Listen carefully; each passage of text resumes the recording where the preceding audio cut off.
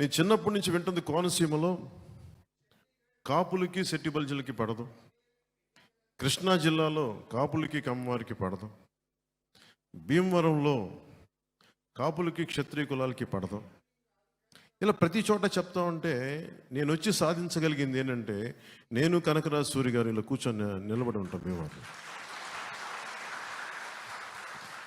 నేను 2016 నుంచి నేను ఒక సోషల్ ఇంజనీరింగ్ ప్రక్రియ మొదలుపెట్టాను.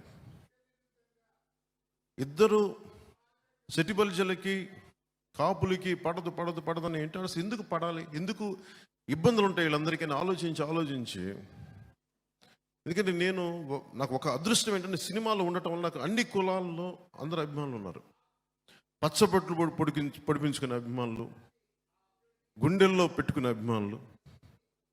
2016-17 పోరాట యాత్ర చేస్తున్నప్పుడు పాయకరావుపేటలో నా కోసం తోరణాలు కడతా విద్యుద్ఘాతానికి గురై ఇద్దరు యువకులు చనిపోయారు.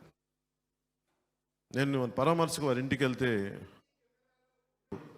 సెట్టి బల్జీ కులానికి చెందిన నా అభిమాని, రజక కులానికి చెందిన అభిమాని. నేను ఇన్ని కులాల అభిమానాన్ని పొందిన వాడిని. నేను పుట్టడానికి కాపు కులంలో పుట్టినప్పటికీ కూడా నేను కేవలం కాపు కులానికే పని చేస్తాను, కాపుల కోసమే పార్టీ నేను పెట్టలేదు. నేను అందరి కోసం పెట్టాను పార్టీ.